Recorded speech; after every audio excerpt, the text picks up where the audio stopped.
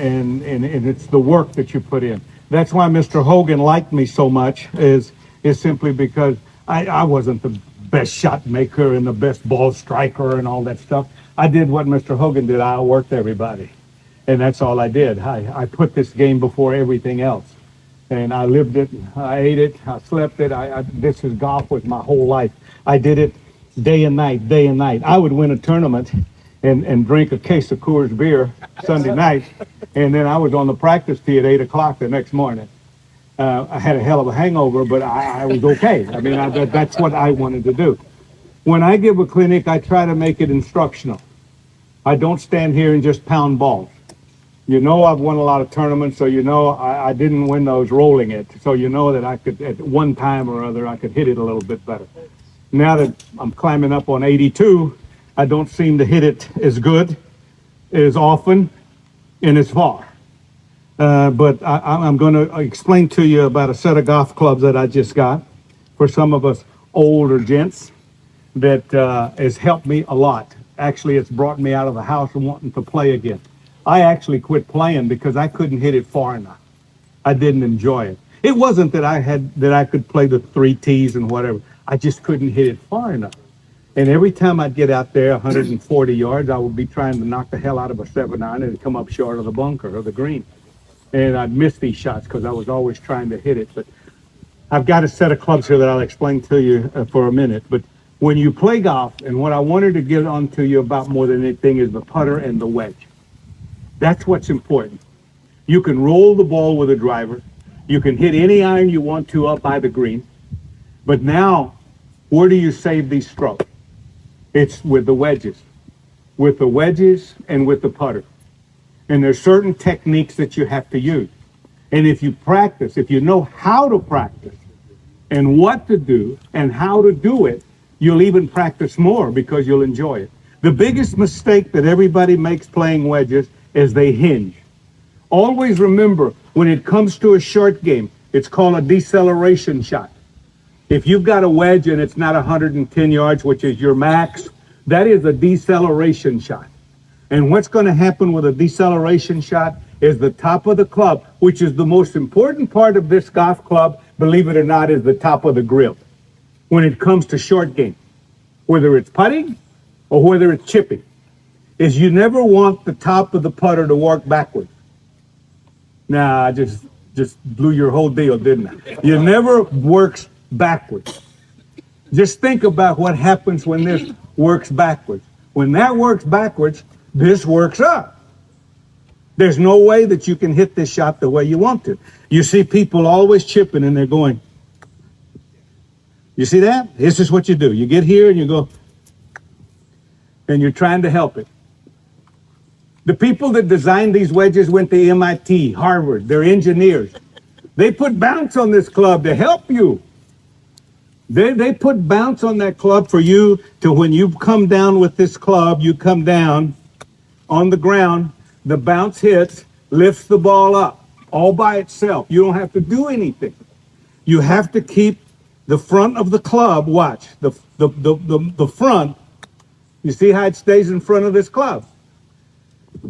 I used to take a rubber band, put it on my forearm, and put it on the grip.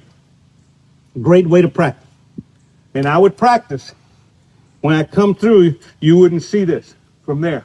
From your vision, you won't see it. See, I'll hit that shot and watch. You never saw it, did you? It stayed behind the forearm. Okay, now you've got control of this. See, you have control of this now. Watch this. Now, watch the butt of the club. You can't see it, right? It's behind the arm. Now watch when I hit this shot. Okay, you can't see it. Okay, this is what you have to practice. You're going to hit some fat ones. You're going to blade some. You're going to do it. But once you get this, I guarantee you'll be able to chip with anything you want. Body movement is not really important in this particular shot. You don't want a lot of body movement simply because, again, like I said, this is a deceleration shot. If the body gets involved in a deceleration shot, it moves the club. It moves the shaft. It moves the top of the club. So you want to make sure that it stays in front. A little soft one. Okay? Notice how I rode this around. You see that? Watch. I didn't stand there and go this way. I actually took the club here, held on to it, and came on around. Sevi Ballesteros used to hit, and this is a 56, it's not even a 60. And Sevi Ballesteros said, he said, man, he says, you want to hit a soft shot? He says, ride the pony. I said, what the hell you mean ride the pony? He said, take your feet, 45-degree angle. Take the knees, he says, and put them towards the toes. He says, then go down. He says, what? Squat down, hands lower. Notice, you ever notice the guys hitting bunker shots when it's a short bunker shot, how they take their hands and they go here? Yeah, that's where they hit the little bitty one and they hit it higher. But he gets here. Sebi would get here. Watch this. And what? You see, and he wouldn't move his body. See, he wouldn't move his body. See there? Again, what? See that? What? This is the softy. This is the softy. That's all this is. This is what we call a soft shot with a 60. See? It's not going anywhere. It's not going anywhere when it lands. He did the same thing when he wanted to hit a pitch and run. I said, well, how do you hit a pitch and run there? Oh, he says, no problem. He says, just straighten up with the right hand, with the right leg. I said, what? I said, he gets here. Then he'd cover it. Watch this. He'd go. You see that? He'd do it with his knee. He'd cover it. Now, what did he do when he covered it? He de-lofted the club. But guess what? The top of the blade, the top of the grip stayed in front. If you look at Patrick Reed, best out there. Patrick Reed right now is the best. In my day, it was Hubert Green, and he absolutely did none of this. And he didn't do any of this. We were talking earlier about him, Hubert Green. He chipped this way. Just like this. Here's where he was. You pull it up, you'll see it. And then he'd flip it like this. He'd go. Never touch the ground. He would never touch the ground. He'd be 5 inches off the green in the short grass and he'd chip it with a wedge. He wouldn't even putt it. I don't care if it was 50 feet. He'd chip it. That's how good he was with it. Jordan Spieth, he breaks that. That's okay. They make a living doing that. They practice 8 days a week. That's what they do. You don't.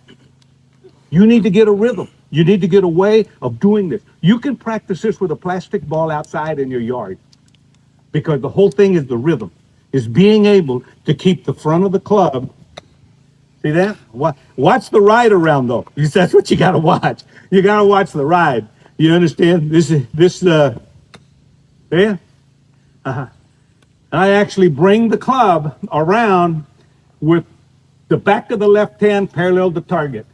It never moves one way or the other. Once it starts down, it stays there. It goes there, there, here. That's what it does. Goes in a circle. Now, you're going to take this wedge, and when you aim this wedge, it's going to look like that you're trying to hit the ball to second base. Your body is aiming to third base. The face of the club is aiming to first base. Now you're wondering, how in the world is this ball? My body's going to third base. The club's going to first base. And I'm trying to hit this thing to second base. Now, how is this going to work? And it works simply because of the rotation. Is when you rotate the body, when it's open, and you rotate the body, it closes, it squares the club back up. That's what it does. Everyone thinks that you have to keep this in a straight line. That's why you shank the ball. Shanks come from high hands. Now just think of that. If you shank the ball, anyone here shank the ball a little bit? Oh, okay, I'm going to give you a tip. Shanking comes from moving the hosel towards the ball. Some people say, oh, it's going over the top. No, it's not. It's got nothing to do with it. It's actually with high hands. And what I mean by high hands is you get your hands up here to chip. And then when you go to hit the ball, your hands lower. Now look at the club face. Look what happens to it. Mm-hmm. You see that? The hosel's moving towards the ball, right? That's what happens. You got high hands, and then when you go to hit it, you come down and you go this way. You see that? You go high, low, okay? If you're shanking, go low, high. That didn't take a hell of a lot of this did. You think about it. What if I go low, high? You're not gonna shank it. You may toe it, but you're not going to shank it. See, so what happens if I go here? Well, then now it's going to come inside. See, and when you want to go low, it's the way you want to go anyway. And the reason for it, what's the secret in a 3/4 shot, half shot, quarter shot? It's a deceleration stroke. What is it? You want to keep the angle of the hand square to target. If you're high, you can't because you're manipulating. Okay? Now think about it when you grip a club, and you all do it. Grip a golf club, take the club, face it to the sky. Here. Now you will notice that the face of the club is pointing in the sky, right? Where's the left hand pointing? Same way, isn't it? So now, wherever this goes, it's going to influence that one. Now think another thing. What about when you put your right hand on the club? And this pertains to all the clubs. When you put this hand on the club, where's the palm of the hand facing? It's facing the same direction that one is. And guess what? It's facing in the same direction that one is. So is that one important or these two? It's these two that's important. That's got nothing to do with it. You know? It's got nothing to do with playing golf. The head of the club doesn't. Once you put it down and get a grip, it's what you do with the hand. I was teaching the ladies and giving them lessons at the Greenbrier. They come out there and they take the club outside the line, and then they reroute it and they hit the biggest banana you've ever seen. And I'm sitting there watching, two of them. And I'm sitting there watching, and they drove down to get a lesson from me, two of them. We had a hell of a time. We had a ball down there. Well, I don't know, we must have spent 3 hours. I'm supposed to be down there 45 minutes. And I says to them, I said, y'all hit that slice all the time? I said, yeah. I said, okay. I'm going to straighten you out. I said, have you ever hit a hook? She said, never. I said, would you like to? I said, would you like to hook the ball? I said, I don't mean that. I said, you just hook the ball. I want you to hook the ball. And she says, yeah. I said, okay, I'm going to show you something. Okay, now I just want you to think of something. Don't even use the club. I said, give me the club. I said, pretend you're sitting in a golf cart. You're sitting in this golf cart right here. You're at a red light. And I'm sitting next to you. And I tell you to go straight. What are you going to do? You're not going to turn that steering wheel, are you? You're holding on to the cart, you're going to go straight. Same thing as when you're coming down here, back of the left hand of the target, come here. It's got to go straight. And nothing's moved. It's got to go straight. I said, now, what if we're sitting at the red light and you got your hands on the steering wheel? And I told you to take a left. What would you do? Your hands are here. I said, you'd go that way, wouldn't you? She said, yeah. I said, exactly. You're going to draw the ball. If you want to go to the right, you take the steering wheel and you go this way. If you think you went this way and the ball didn't go that way, then you didn't do it. That's called feedback. That's the greatest accomplishment that you can have on a driving range when you're practicing is feedback. You have to know what you're doing wrong to do that. And generally, it's these two. It's got nothing to do with this. Got nothing to do with this. No, it's these babies. This is the driver. This is what drives the ball. Look what this man can do with the upper body. Why? He's got a pair of these, and they're good. And he knows where they're at. That's why he hits that ball like he does. You could have piled them up out there. Stewart could have put that shag bag out there, wouldn't have had to pick the balls up. He put them all in this bag out there. Hogan used to do that. Why? He knows where these are at. See? He's not using any legs. He's not losing any hips. He's using shoulders and hands. And why? Because he knows exactly where they're at all the time. That's what's important. Now, if you think for 1 second that you have to have the same grip for every shot, it's baloney. And you need to work on this. The right hand is the driver. It's the thing that drives everything. Take this 8-iron, for instance. Just monkeying around with it. If I wanted the ball to drop a little bit to the right, look, you see what I did with the hand? Do you see me turn it over? See what I did? Here's my normal grip. Watch. That's my normal grip. When I want this ball to drop a little to the right, I change nothing except the right hand. I put the ball back a tiny bit. I get the right hand and put it on top. You see that? I can almost see a knuckle. See? And the ball will drop a little bit off to the right. It has to do it automatically because look at your hand. I want you to look at my forearm and look at the way I'm holding my hand. I'm going to give you a tip here you never heard of. You see this? You see this forearm? You put a dot on this forearm. If that forearm is facing up and you're a pretty good player, chances are you're going to hook this ball because this is the rubber band effect. This arm, you ever see a guy walking down the street this way? No. If he is walking down the street this way and he lets it go, watch, the arm will go, it'll go back to there. See, that's the thing. The hands and the arms will always want to go back to the natural position. So when you want to hit a weird shot, you change the position to where it'll work back to your benefit. So what you do is you put this arm, you put this hand, watch. If you put this hand on, now see how the forearm turned. Now the forearm turned there. So when I come down to swing, it'll want to go back there. Well, I'm holding onto the club.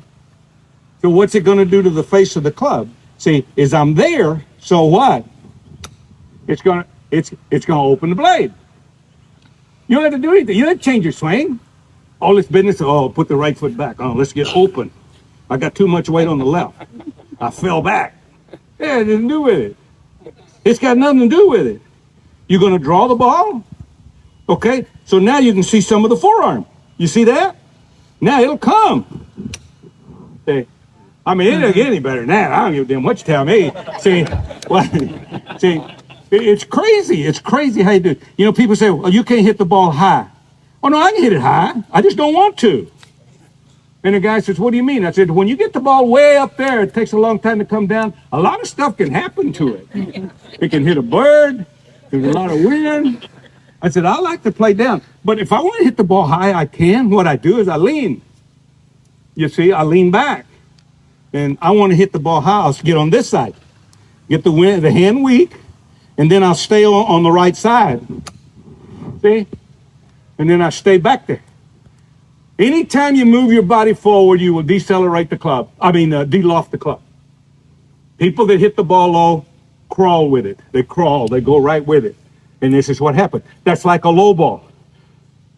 Like if you were playing this little wind right here, and you had a 110-yard shot, you wanted to kind of bump the ball in. To hit a low shot, I'll get over that. To hit a low, this is an 8. To hit a low shot, what do? People don't realize that. They try to hit it low, they get back here and they're going, no, you can't do that.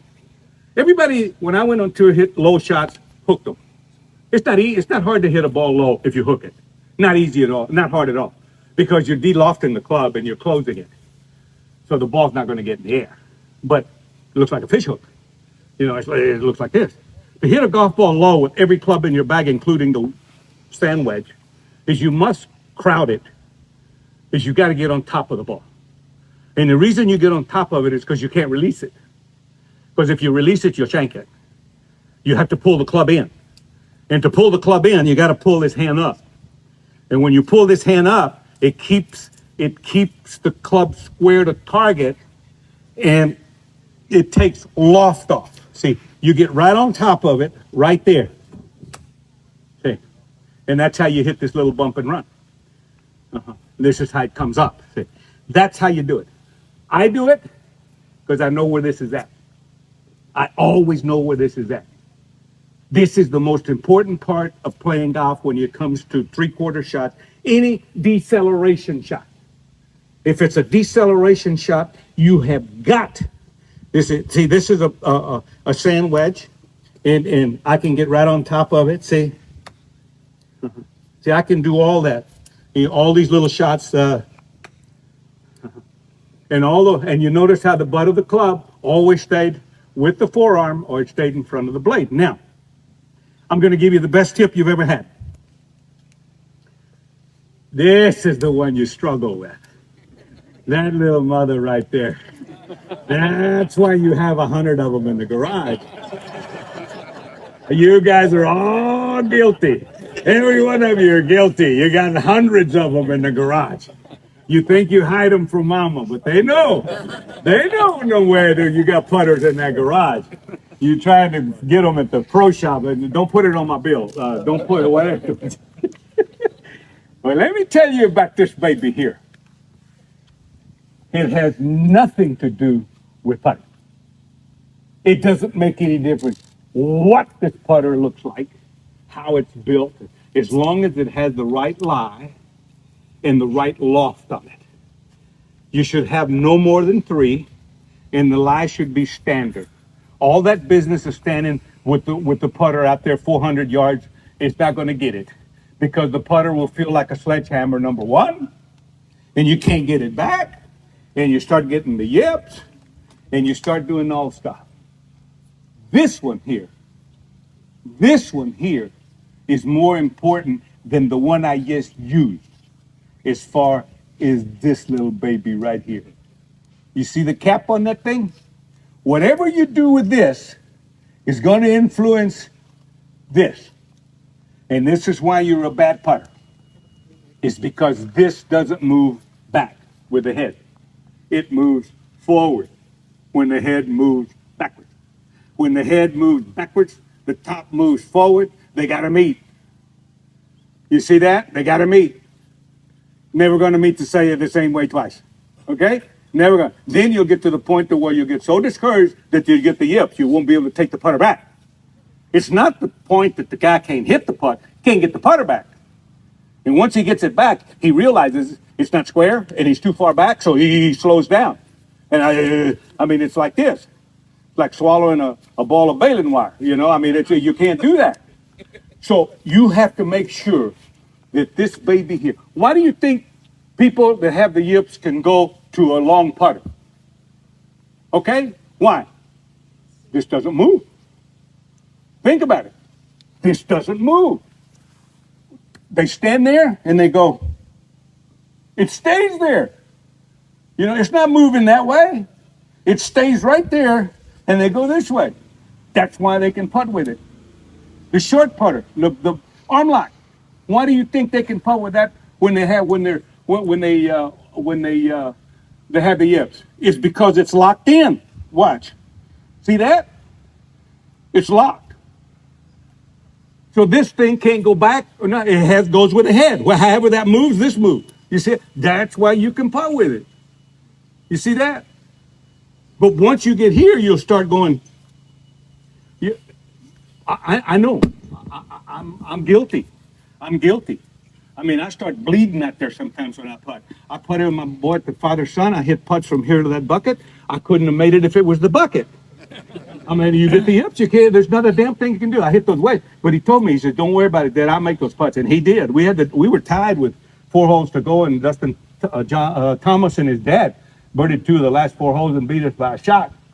But we almost won that tournament, my son and I. But see, they put me up there. They put me up there a little bit. And I told him when I got there, I said, "Daniel," I said, "I don't take a back seat to wedges. I don't care if it is Dustin Thomas." And I said, "I don't care who's here." I said, "They got Patrick Hampton, they got BJ. Let me tell you, I eat their lunch," I said, "with these wedges. Don't you worry about the wedges." And I said, "And I'll eat their lunch off the fairway, off the tee, because I'm 75 yards in front of them." Not one of those guys outdrove me. Not one. Because my tees were from here to that bunker, because I'm over 80. I'm serious. I was strutting too, baby. I was just, yeah. I mean, I was hitting that sun 4 miles up there. And we're hitting wedges. And I'm taking those wedges in there. Well, I was closer to the hole than I could get with a putt. I mean, it was shaky. My son was making putts from here to that flag. You know, well, he's 28 years old. I mean, and he's got a lot of money, so why not? What the hell? So, anyway, I mean, okay. So I'm going to show you what I want you to work on with the putter, okay? I don't want you to do it today because you might slap me before I leave here. And these are just, when you go practice, please, just don't stand there and hit the ball. It doesn't do anything. You see, that doesn't do anything. That's like running a marathon and you go out there and jog. It takes you 20 minutes to run a mile. You can't do that. You're going to run a 26-mile marathon. You got to get some speed. The same thing in golf. When you go out there, they ask me every day. I go every day to the golf. I was just telling this. Every day I go. And 7 days a week, I go to golf. I get up at 5 o'clock. I go to the gym. I have my own gym at the house. And I go in the gym, do a few stuff. Dog gets up at 7. I got Yoda. She's a Frenchie bulldog, black one. It's cool. We named her Yoda. She's like a human. It's like this stuff. You can talk to it. It'll do whatever you tell it to do. And she'll come in and she'll eat. And then I'll be in the chair reading the paper. She jumps up in the chair and she starts looking at me. I got the only dog in the world that doesn't lick. It's so great that she won't lick you. And she jumps up in the chair and I look at her and I'll say, "What do you want?" And she'll look at me. And I won't pay attention to her and I'll look back at her. And I swear to you, you can't make this up, she'll look at me and she'll go, I said, "You got to tell Mom to go put your stuff on." Jump off the couch. She goes and finds Mother. Mother puts a harness on her.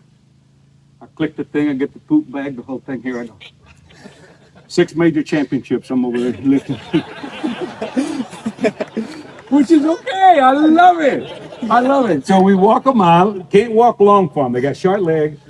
I got that dog. My son went to USC, Southern Cal. We had rented him a house for 6 kids.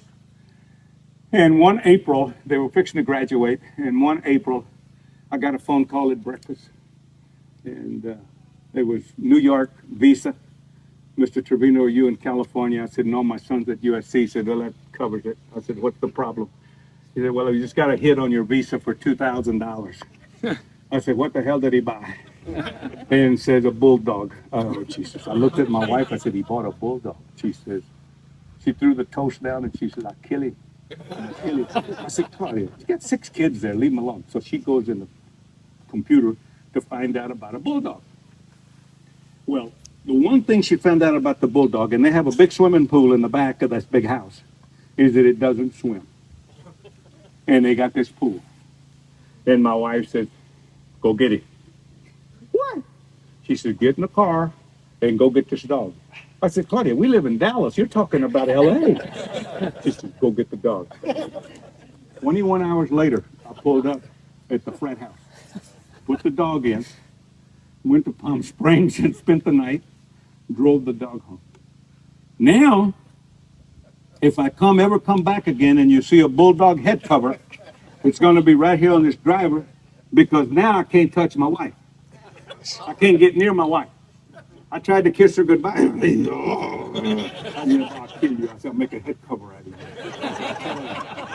But anyway, to get back to the putter, listen to me. I want you to think about the putter, okay? I'm going to hit a couple of putts here just so you can see what we're talking about. Most people will get up over the putter and they'll take the putter back. But watch the top here. They'll take it back, but now you see how it moved? You see how the top now is aiming here. Well, this putter's got to come back. It's got to come back. Unless you hold on to it like I was hitting those wedges, then you're okay. But then you got to put 6 degrees of loft on the putter because you're de-lofting it. You're de-lofting it. That's why a lot of times if a guy holds on too long, the ball bounces on you. So I want you to start practicing taking the top back first.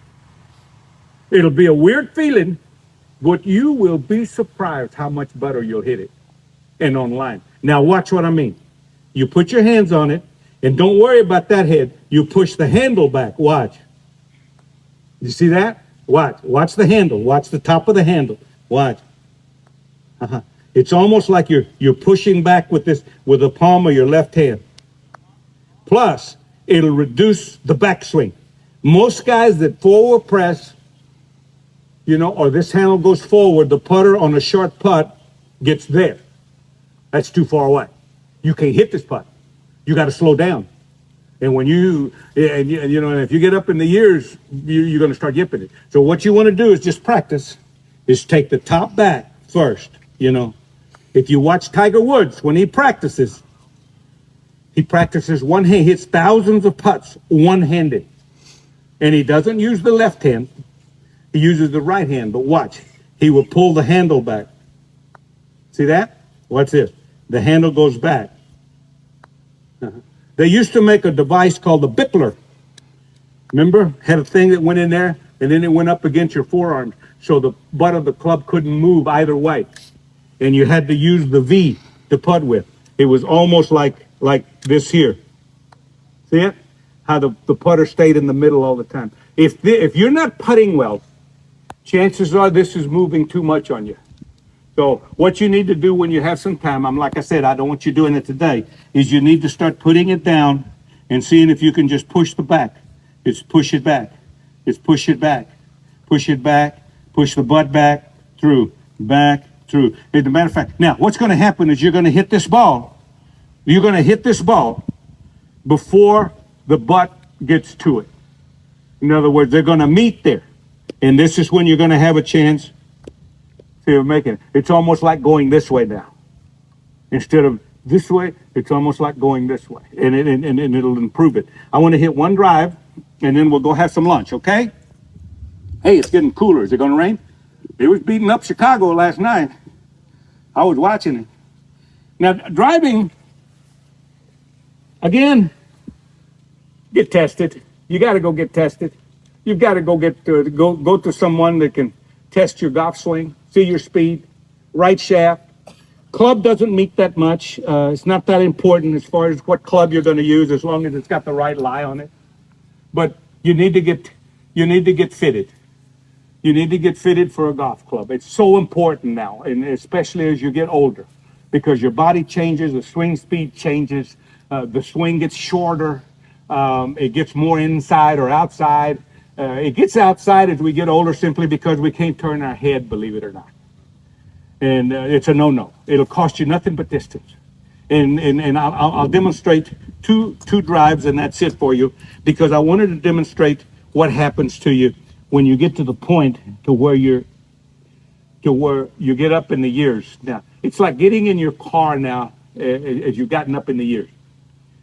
The most difficult thing here is now is when you go to a stop sign and look to see if any cars are coming. God damn, you can't turn your head over there. You ever notice how you shift in the seat to go this way, and then you get a crick in your neck? I mean, it's a mess. I don't do anything. I try to angle so I can look at the mirror, so I can see the mirror.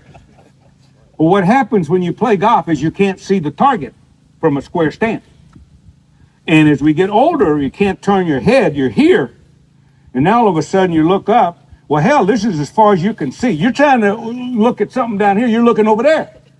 So you can't. So what happens is invariably you'll get to the point where you'll start going in this way. You see that? Now you're open, but your alignment is so bad that you can't get any speed because your shoulders are here, your hips are here. You understand? The only guy I've ever seen that could putt like hell with his hips wide open was Jack Nicklaus, but he rinsed his upper body. Do you ever notice that? He got like this. He got this way, but then he squared. You see that? He squared his shoulders up when he putted. And when you drive the ball, this is what you have to be careful with, and you'll get short when you do that. This is a perfect example of watch. This is my, see how I'm open? See, there's no way that I'm going to get any speed. I can hit it straight, but I'm not going to speed. Now this one, I can dance on it because I'm going to turn the shoulder now. I'm not even going to look. You see that? I can barely see. But now I've got the shoulder. See, I've got the shoulders closed to target. And now I'm going to be able to, one more. I got stiff. I was hitting them a while ago. And you turn the left shoulder. You can get it faster. I'll dance on one here and then we'll go eat. Now I'm limited. But that's how you have to be very careful with your shoulder alignment when it comes to full shot. If you're open, chances are it's going to be difficult to get the club back inside. It'll go outside the line. And then you're going to have to reroute it. That's going to cost you distance. So what we're trying to do is we're trying to turn this left shoulder in so we can dance on it a little bit. Yeah. Mm-hmm. Okay? Whatever you do, don't try that stuff today. It takes a little practice. I'm serious.